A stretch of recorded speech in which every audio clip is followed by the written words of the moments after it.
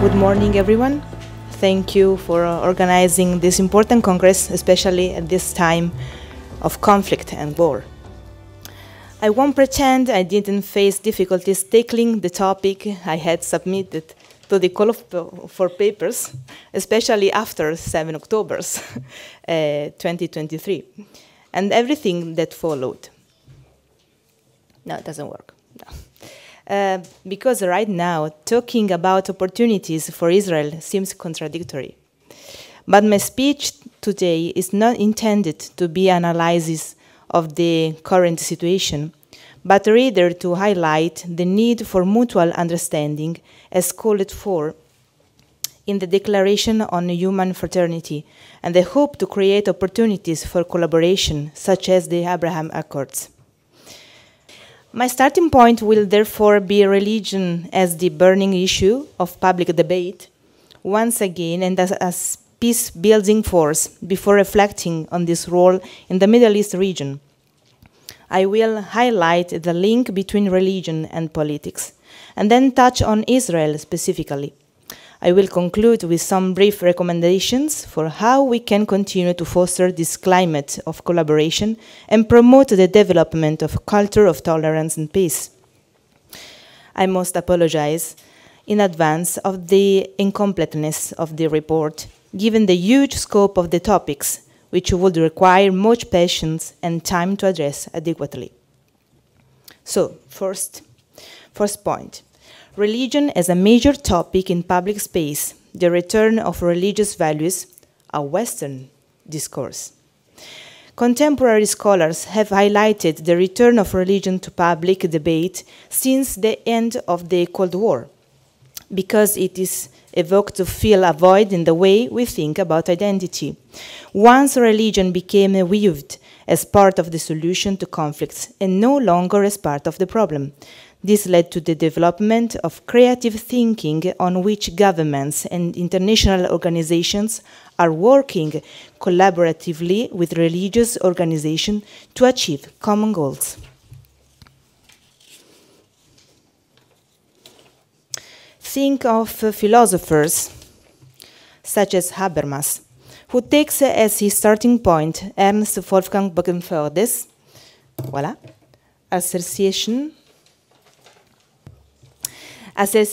that the state lives on moral assumptions that it is not able to support independently. On this base, he reflects on the moral support that the religion can give the modern state, while, however, requiring traditional religions to be translated into a universal language.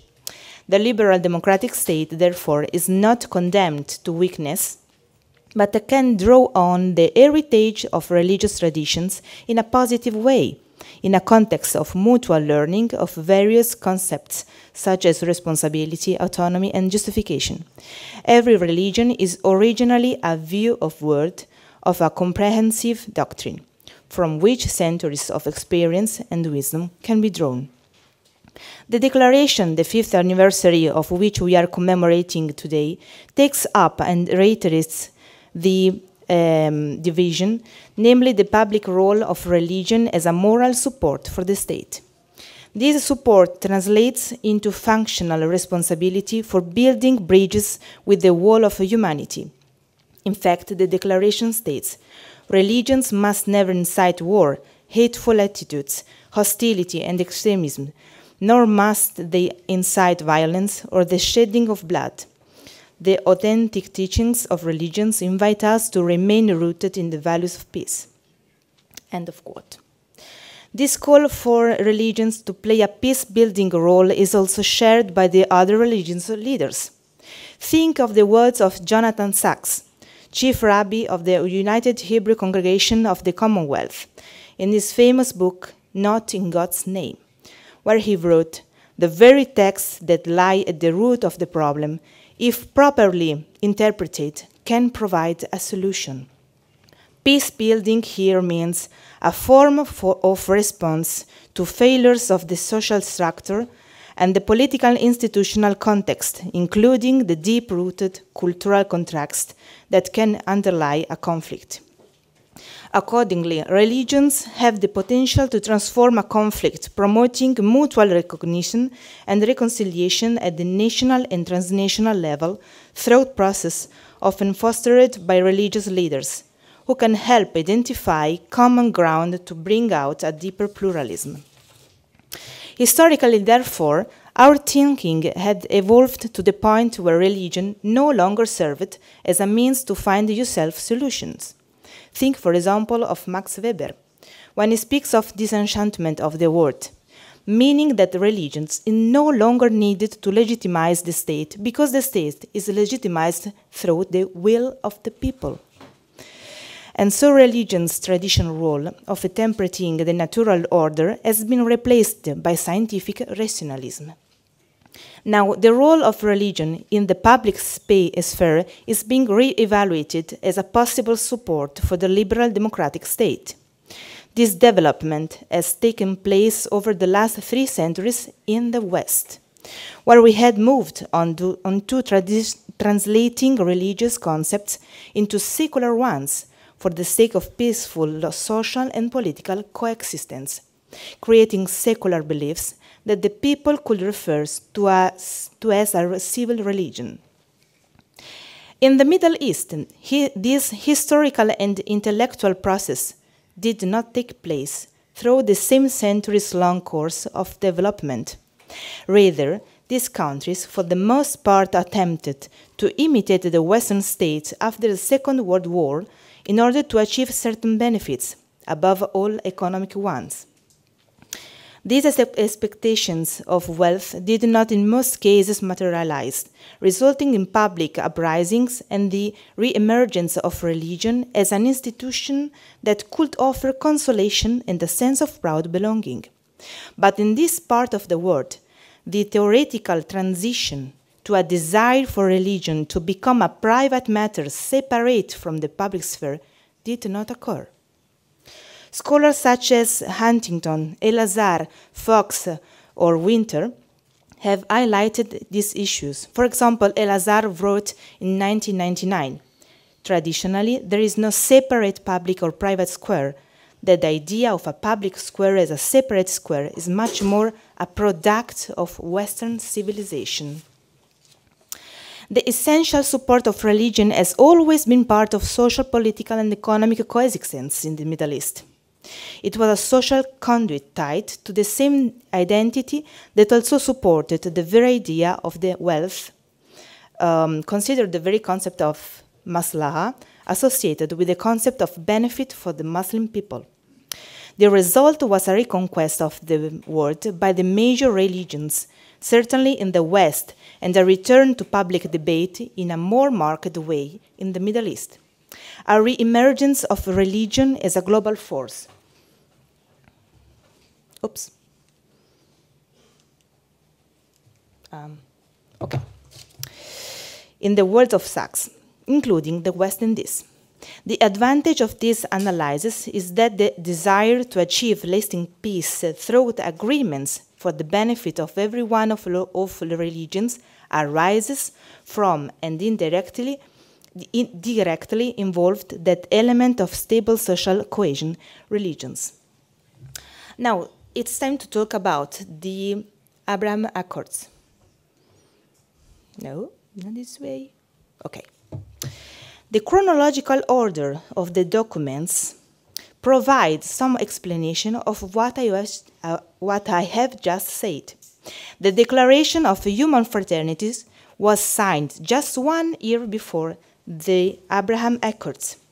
This might well lead one to think that the shared way of thinking among religious leaders and shared striving for human fraternity supported the economic and political agreements that came later in a mutual dialogue.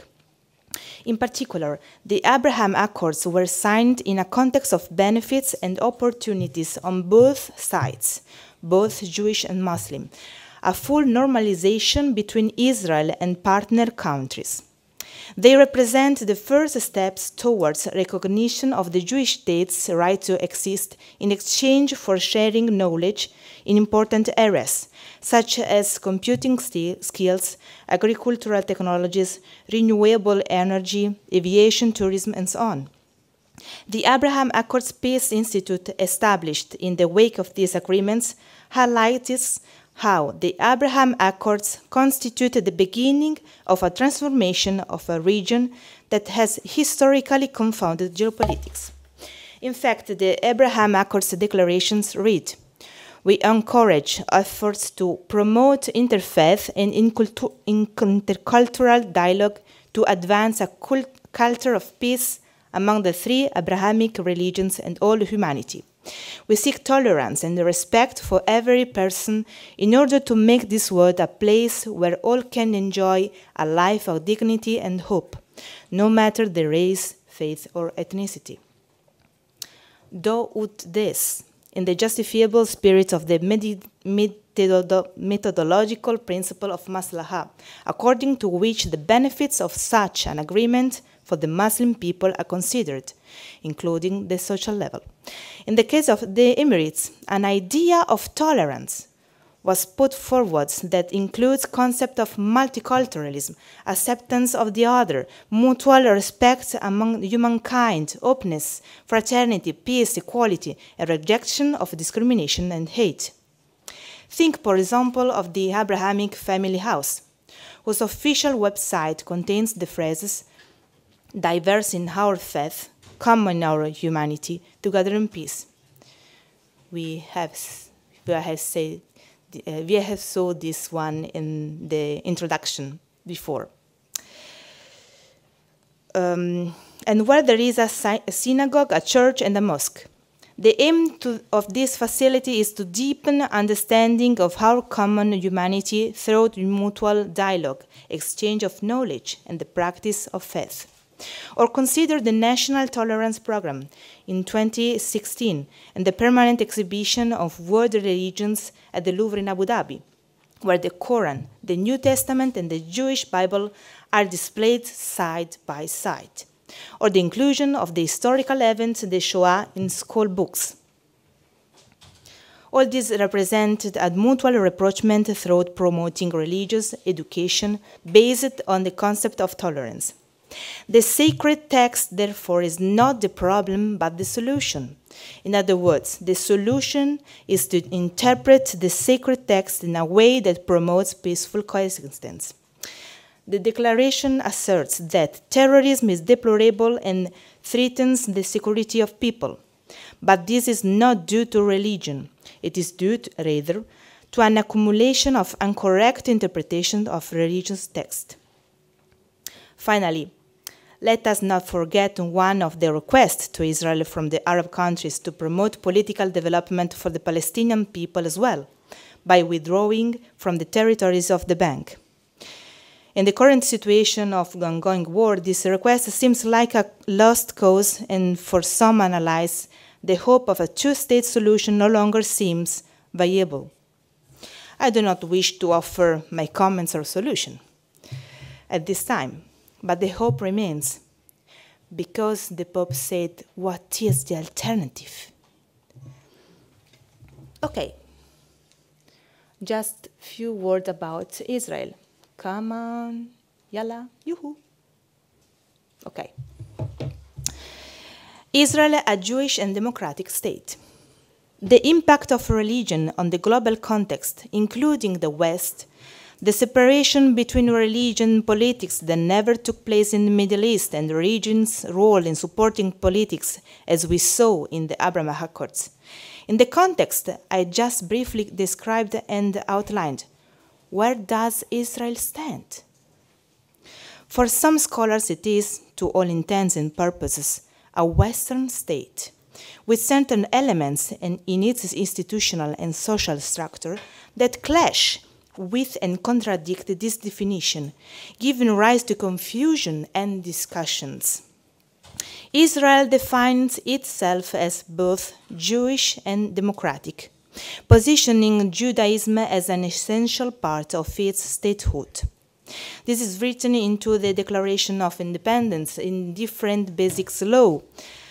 How can there be dialogue between these two elements, especially in a state that is considered Western? Put simply, such dialogue is present by necessity because Israel is located within the Middle East. And as such, there is no distinction between politics and religion.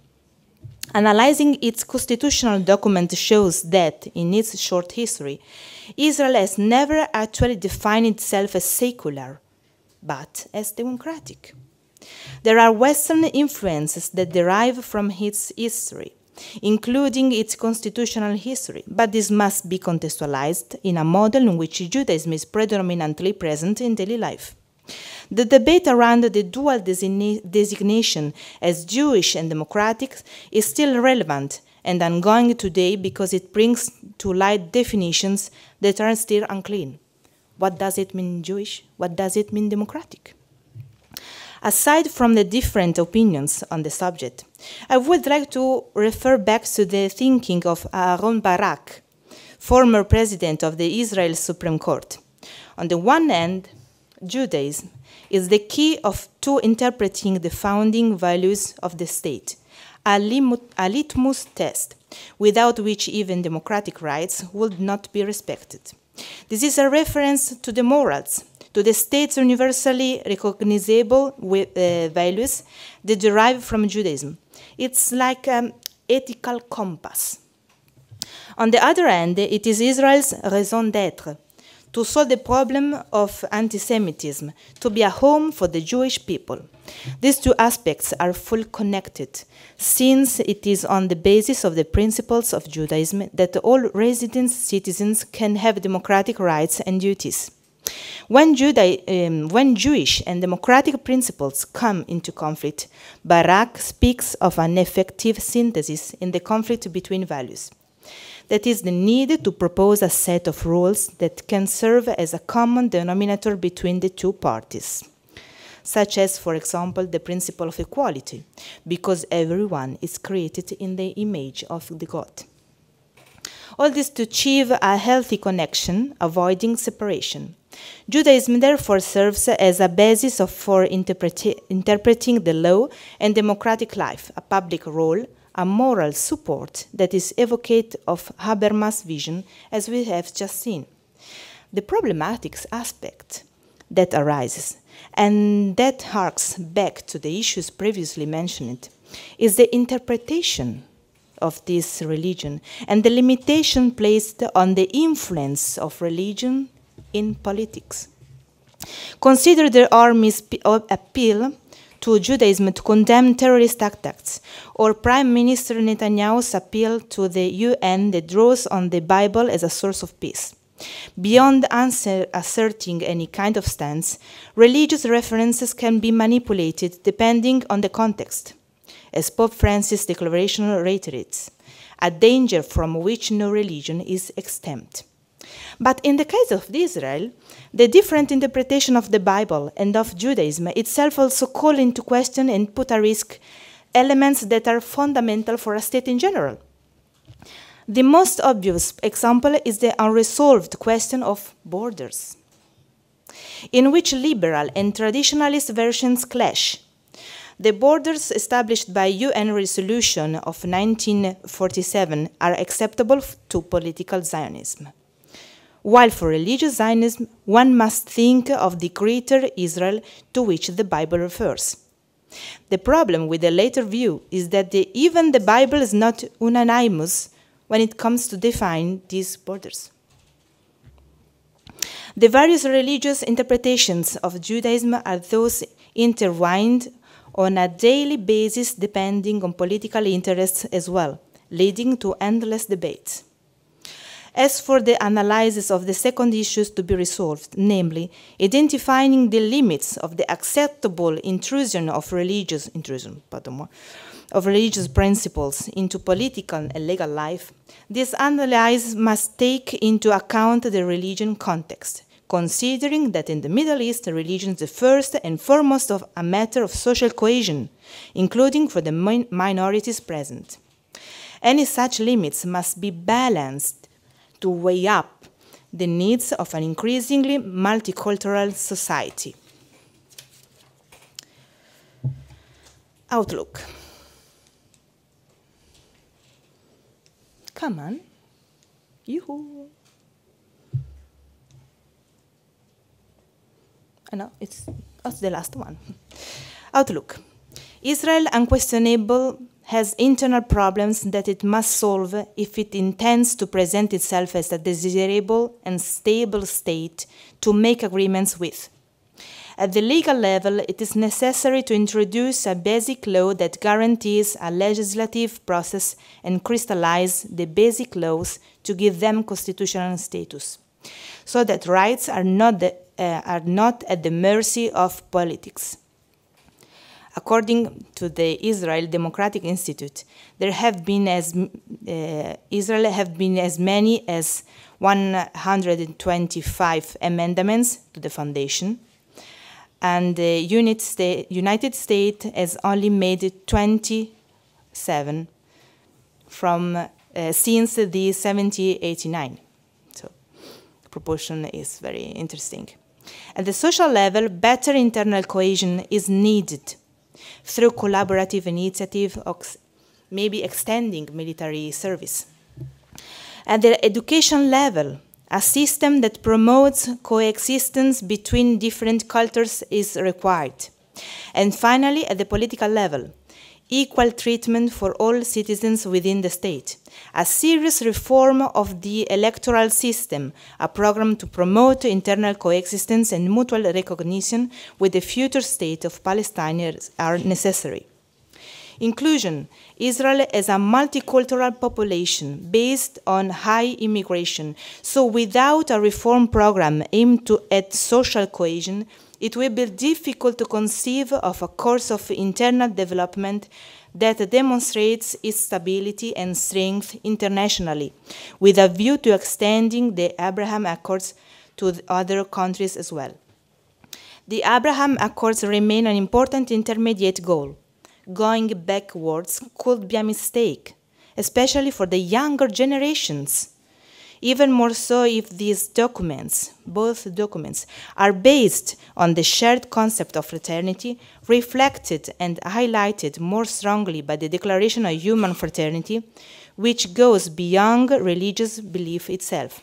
The culture of peace and tolerance must be driven forward, incentivized, and proposed as an alternative to the different interpretations of religion, because, as the Pope reiterated, the only alternative to the civility of encounter is the incivility of conflict. Thank you for listening.